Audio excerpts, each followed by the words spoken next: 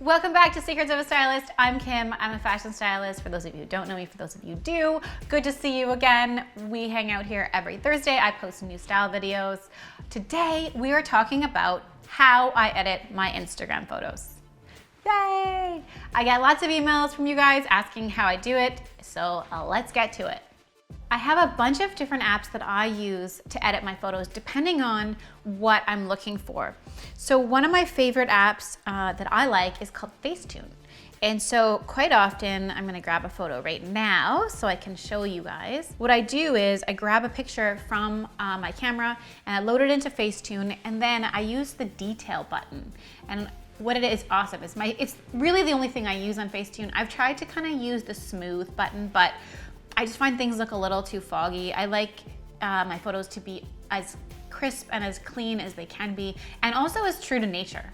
So anyway, I use Facetune, I grab the photo and I rub my finger, I tap detail, and then I rub my finger all over the thing that I want detailed. So for example, I've posted a pair of gold sparkly shoes from Golden Goose. They're my favorite runners right now. I wanted those sparkles to pop so that you could actually see the detail in the runners. And so I used Facetune and I drag it over those images, over those runners, and then the sparkles kind of jump out at you. And then you get to see a little bit more of the item. So Facetune, that's one of the things I use.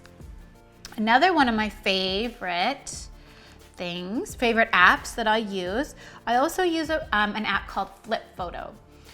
Some of the time, if I'm on a plane and maybe I'm facing in a weird direction and I'm taking that takeoff photo and the wing, this happens to me a lot for some reason. And I like to post the photos of the wings and where I'm flying to because it tells a story of where I'm going. So I'll post that photo, but I don't like the plane to look like it's going backwards into my Instagram. So I'll actually use Flip Photo, flip the picture around so that my plane is going forward and we're all going together in the story. I don't know, it's just a personal preference, but you can use it for anything. One of my other favorite apps that I use is called VSCO.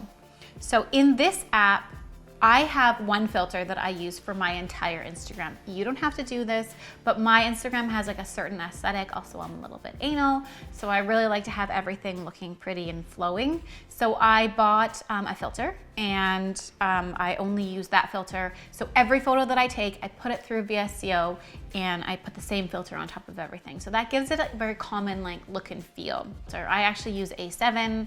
I'm not sure why, it just seems to be the one that kind of spoke to me. It's a very minimalistic feel and I love it.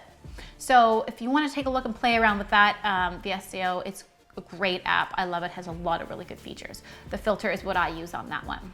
Another app that I use, it's actually one called Perfect 365. My daughter showed it to me, she's 12, I had no idea. It's amazing. It's actually super fun, I like to play around with it. You can put makeup on yourself. So if you're taking a picture and then you're like, oh, I wouldn't mind like, ooh, maybe I should put some mascara on, a little bit of lip gloss. Perfect, done. Now the photo is just a little cleaner. It's a great thing to have.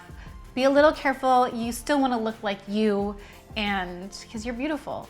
There's one more that I use, and I use one called Layout. I believe this app is from Instagram.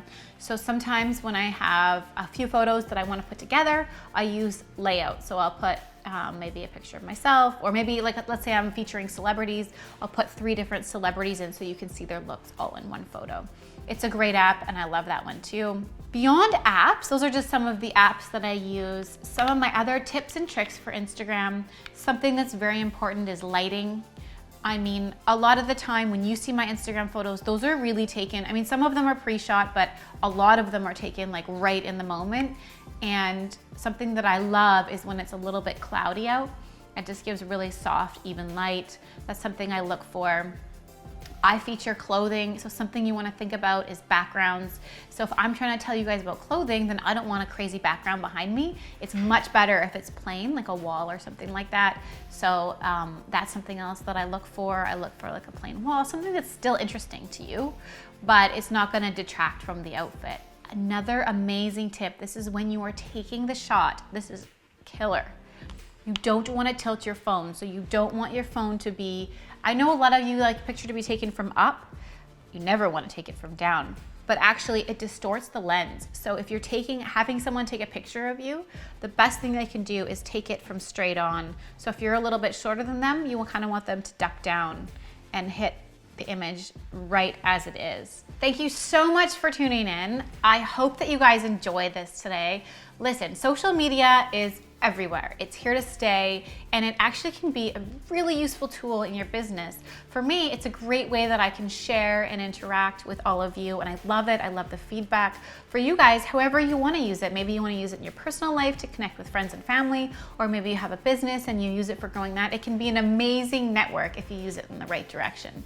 So I hope these tools help you edit your photos to help them make a little more interesting and just a little more vibrant so they kind of pop out on your page. Remember to subscribe. It's that red button down below. If you like this video, give it a thumbs up. It's really important to me to have your interaction, your comments. I sort of gauge the direction that I'm going to go in and the things that I'm going to talk about by your feedback. So when you give it a thumbs up, when you leave me comments and you're really interactive, then I know that's something that you guys enjoy, and I tend to do more of that type of video.